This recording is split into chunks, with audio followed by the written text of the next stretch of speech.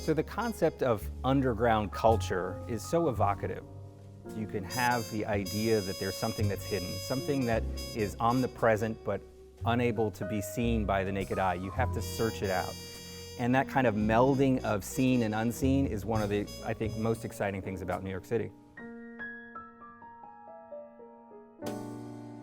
I'm Rajendra Roy, Chief Curator of the Department of Film here at the Museum of Modern Art, and today we're going to be looking at two films, Interior New York Subway, 14th Street to 42nd Street from 1905 by the American Mutoscope and Biograph Company, and Bronx Train from 1977 by John Ahearn. Two recent restorations from the Department of Film here at MoMA. New York City, in many ways, is one of the great characters in cinema history. The streets, the people that live on the streets, the people that live underground. We all come to work, go home on the subway system. All of those corridors, all of those pathways, all of those stories that are connected to the city have become one of the great characters in cinema history. Here we have two literal scenes of the New York underground life.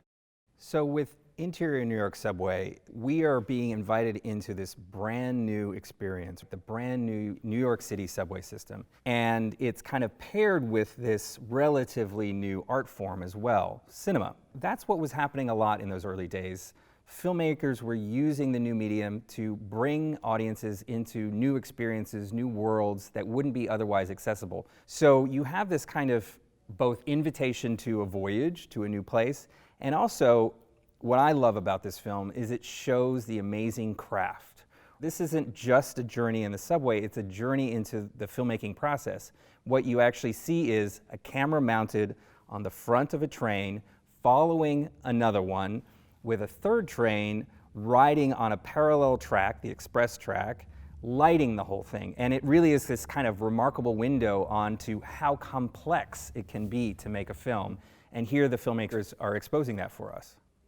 With Bronx Train from 1977, this is an artist film. John was an artist who lived uptown in the Bronx, worked primarily in sculpture, but decided to construct this film about the commute from Manhattan to the Bronx, kind of an overnight trip. While it feels like a continuous ride, it was actually something that John shot over time and chose to construct this narrative, to create a story of this kind of melange of communities that still feels very familiar today. The idea that you could get on a train, travel from one borough to another, and experience humanity on a level that is really unparalleled anywhere else in the world except for the New York subway.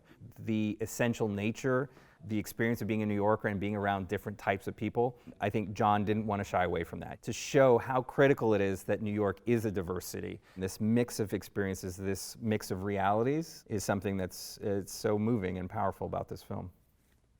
You kind of get this perspective on both ends, the newness, the innovation, and then the lived-in implications of an infrastructure system, and frankly, an art form that has gotten more intimate. That's what happens when John gets on the train with folks and starts to look around the inside of the train. It's not just the mechanisms themselves, it's actually the people that are using them that become more important in a way after the system becomes lived in.